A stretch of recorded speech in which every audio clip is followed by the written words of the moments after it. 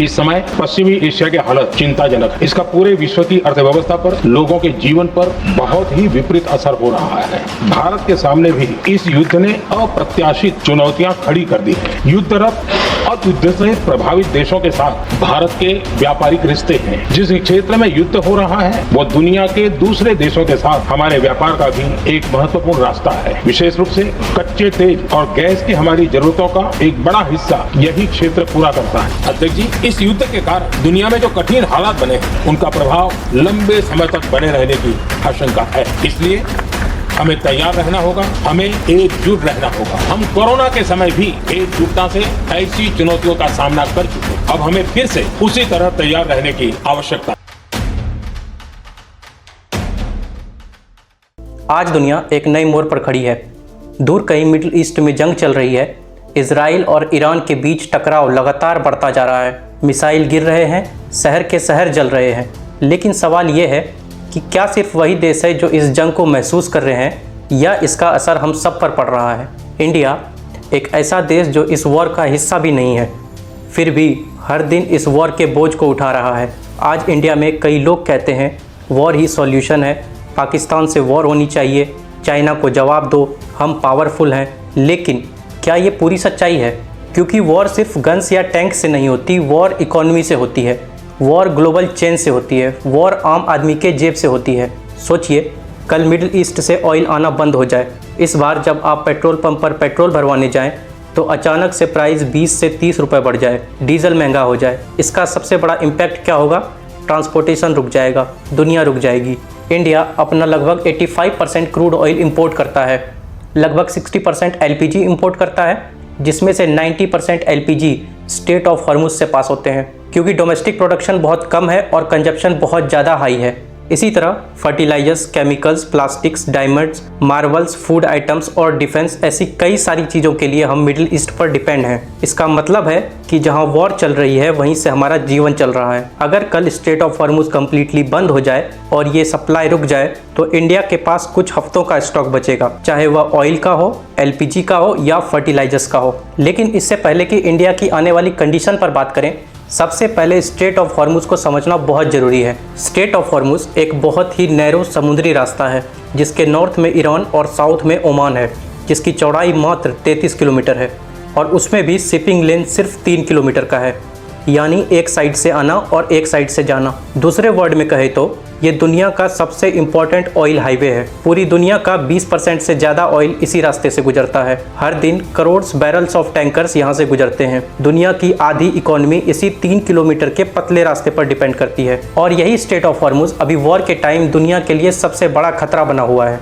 लेकिन जिस straight of Hormuz पर ईरान अपना कंट्रोल करके बैठा है, जिससे कि पूरी दुनिया की इकोनॉमी को हिलाया जा सकता है, वो ऑफिशियली ईरान का है ही नहीं। ज्योग्राफी के हिसाब से स्ट्रेट ऑफ हॉर्मुज के दोनों साइड पर ईरान और ओमान आते हैं, यानी ये स्टेट दोनों कंट्रीज़ के टेरिटोरियल वाटर में आता है। टेरिटोरियल वाटर समुद्र का वो हिस्सा होता है जो उस देश की सीमा का हिस्सा माना जाता है, यानी कि किसी भी देश की तट रेखा से 12 नॉटिकल माइल्स यानी लगभग 22 किलोमीटर तक का समुद्री क्षेत्र उस देश की पूरी तरह नियंत्रण वाला इलाका होता है। यह नियम United Nation Convention on the law of sea UNCLOS के तहत तय किया गया है। वह देश अपनी टेरिटोरियल वाटर में पूरी तरह अपना कानून लागू कर सकता है। उस 22 किलोमीटर एरिया का पानी, उसके ऊपर की हवा, समुद्र के नीचे की जमीन, सब पर उस देश का कंट्रोल रहता है। लेकिन यहाँ पर रियल कंट्रोल का कॉन्सेप्ट अलग है। इंटरनेशनल लॉ अनक्लॉज के हिसाब से स्ट्रेट ऑफ हॉर्मुज एक इंटरनेशनल शिपिंग रूट है और इस पर ट्रांजिट पैसेज का रूल लगता है, यानी कोई भी कंट्री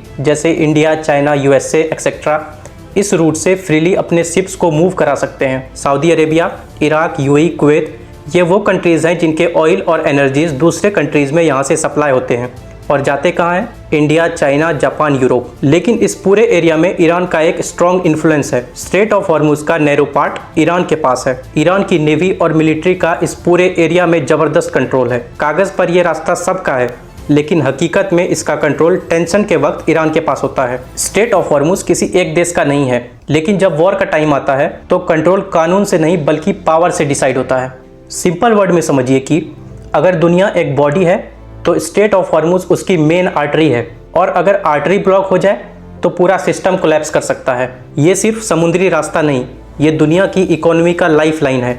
और अगर ये रुक गया तो सिर्फ वॉर नहीं, ग्लोबल क्राइसिस शुरू हो जाएंगे। लेकिन हमारे लिए मिडिल ईस्ट इतना इंपॉर्टेंट क्यों है? इसका सिर्फ एक ही आंसर है, and that it holds 50% of world oil reserves, यानी दुनिया का 50% से अधिक ऑयल रिजर्व्स इन्हीं के पास है। इसलिए सिर्फ इंडिया ही नहीं, China, Japan, south Korea, Pakistan, Bangladesh, Germany, Italy, France, सब के लिए ये उतना ही इम्पोर्टेंट है, क्योंकि ये सबको ऑयल और एनर्जी सप्लाई करता है। अगर ये चाहे तो चाइना की फैक्ट्री बंद करवा सकता है, जापान की ट्रांसपोर्टेशन ठप करवा सकता है, साउथ कोरिया की इलेक्ट्रॉनिक इंडस्ट्री ठप करवा सकता है, पाकिस्तान जैसे देश को तो कोलैप्स होने का डर है, बांग्लादेश के पावर कट्स हो सकते हैं, इंडिया के ऊपर एक बड़ा इमरजेंसी सिचुएशन आ सकता है, ऑयल्स, फर्टिलाइजर्स, केमिकल इंडस्ट्रीज सब ठप। लेकिन ऐसे कैसे? हमारे भी कुछ बैकअप प्लान्स हैं, हमने भी कुछ होमवर्क किया हुआ है। तो सबसे पहले उस होमवर्क को समझते हैं।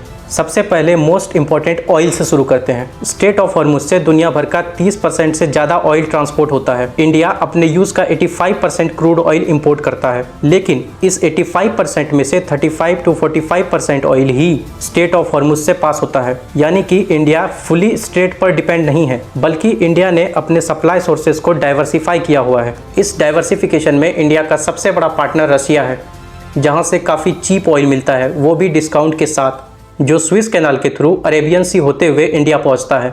इंडिया के नीड का अराउंड 30% ऑयल रसिया से आ रहा है। इसके बाद यूएस से अराउंड 10% के लिए रिस्पॉन्सिबल है, जो अटलांटिक ओशियन से होते हुए स्विस कैनाल के थ्रू इंडिया आता है। इसके बाद अफ्रीका 10 to 15% के लिए रिस्पॉन्सिबल है, जो डायरेक्ट अटलांटिक ओशियन से इंडिया ऑयल ट्रांसफ़र करता है। इसके बाद ब्राज़ील, मैक्सिको, वेनेजुएला से ऑयल इंपोर्ट हो रहे हैं। इसके अलावा इंडिया का अपना स्ट्रेटेजिक पेट्रोलियम रिजर्व भी है, जो इंडिया के पास अपना इमरजेंसी बैकअप है, जिससे कि इंडिया सडन सप्लाई शॉक को हैंडल कर सकता है। जब सप्लाई रुकती है तब रिजर्व्स देश को चलाते हैं। इंडिया के पास रिसेंट में 9 से 10 दिन के लिए क्रूड ऑयल इमरजेंसी बैकअप के लिए रिजर्व है, जो विशाखापट्टनम, मैंगलोर और पेडूर में रिजर्व है। प्लस ऑयल कंपनीज जैसे IOC, PPCL, HPCL के अपने स्टॉक हैं जो इमरजेंसी के लिए काम आ सकते हैं। ये ऑयल क्राइसिस को 60 to 70 डेज के लिए संभाल सकते हैं। अगर कल ऑयल सप्लाई पूरी तरह बंद हो जाए तो इंडिया के पास लगभग 2 महीने का फ्यूल स्टॉक में है, लेकिन ये भी कम ही है। लेकिन अभी के टाइम में ऑयल हमारी सबसे बड़ी प्रॉब्लम नहीं है। सबसे बड़ा प्रॉब्लम है LPG। इंडिया अपनी LPG डिमांड का एक बड़ा हिस्सा इंपोर्ट से पूरा करता है, क्योंकि डोमेस्टिक प्रोडक्शन इनफ नहीं है। इंडिया अपने टोटल डिमांड का 50% LPG प्रोडक्शन ही भारत में करता है, बाकी का LPG बाहर से आता है, जिसके लिए मिडिल ईस्ट बहुत इंपॉर्टेंट है। इंडिया के टोटल इंपोर्ट का 80 to 90% LPG Qatar, Saudi Arabia, UAE और कुवैत से आता है। मतलब ऑलमोस्ट पूरा LPG demand straight of Hormuz से गुजरता है। हालांकि थोड़ा बहुत 5 to 10% LPG अमेरिका और अफ्रीका से भी ट्रांसफ़र होता है। इंडिया के पास फिलहाल 2 से 4 वीक का ही LPG रिजर्व है, वो भी ऑफिशियली फिक्स नहीं है। लेकिन एक और चीज़ है जो फिलहाल तो प्रॉब्लम नहीं करेगी, लेकिन अगर लॉन्ग टर्म में देखा जाए तो इससे डेंजरस कुछ भी नहीं है, और वो है फर्टिलाइजर्स। इंडिया में खुद कई फर्टिलाइजर्स को प्रोड्यूस किया जाता है, लेकिन कई चीज़ों की कमी हमारे लिए एक बड़ा क्राइसिस खड़ी कर सकती है। डिमांड का 80 to 85% यूरिया भारत खुद प्रोड्यूस करता है, लेकिन 50 to 60% DAP भारत इंपोर्ट करता है, और पोटैश तो 100% इंपोर्ट से ही आता है। यानी लगभग टोटल यूज़ का 30 to 35% fertilizers Bharat directly import करता है। अगर वॉर की वजह से सप्लाई बंद हो गया तो फर्टिलाइजर्स महंगे हो जाएंगे, जिससे कि किसान की कॉस्ट बढ़ेगी। अगर किसान की कॉस्ट बढ़ेगी तो फसल महंगी होगी, और फिर आपके प्लेट का खाना भी महंगा हो जाएगा। ये वॉर धीरे धीरे आपके किचन तक आ चुकी होगी। इसके बाद फोर्थ इंडस्ट्री जो सबसे ज़्यादा अफेक्टेड होगी वो है फार्मा इंडस्ट्री, जो इंडिया की स्ट्रेंथ मानी जाती है, लेकिन वो भी रॉ मटेरियल्स के लिए इंपोर्ट पर डिपेंड है। ये वॉर प्रोडक्शन को स्लो कर सकती है। फिफ्थ है हमारा डिफेंस इक्विपमेंट। अगर इजराइल हमारे डिफेंस इक्विपमेंट की डिलीवरी स्लो करता है तो हमारे डिफेंस मॉडर्नाइजेशन के लिए एक बड़ा लॉस बन जाएगा। Electronic equipment, military technology, radar system, drones, इन सब की डिलीवरी खुद इजराइल करता है। इसके अलावा chemical industry, food item, construction material, इन सब पर अभी से असर दिखना शुरू हो चुका है। राजस्थान के मार्बल इंडस्ट्रीज को ऑलरेडी करोड़ों का लॉस हो रहा है। अब सोचिए स्टॉक मार्केट का क्या होगा। जब अनसर्टेनिटी बढ़ती है तो इन्वेस्टर्स डर जाते हैं, और तब डर इकोनॉमी को कंट्रोल करने लगता है। ये सिर्फ वॉर नहीं, सप्लाई चेन कोलैप्स है। इंडिया के पास रिसोर्सेस हैं,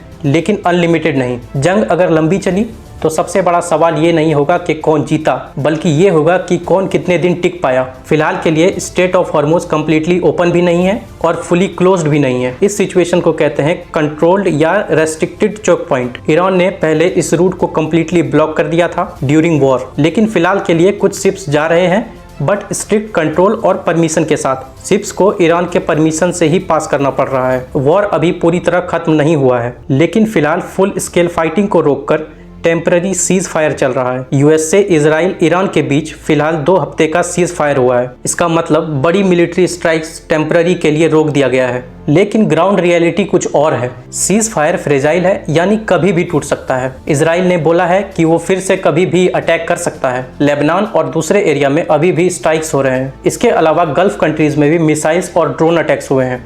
फिलहाल पाकिस्तान में यूएस से इजराइल और ईरान की सीज फायर पर बात चल रही है, लेकिन सिचुएशन अभी भी बहुत क्रिटिकल है। कभी भी कुछ भी हो सकता है। आगे मिलेंगे फिर किसी इंटरेस्टिंग वीडियो के साथ। तब तक के लिए थैंक यू सो मच।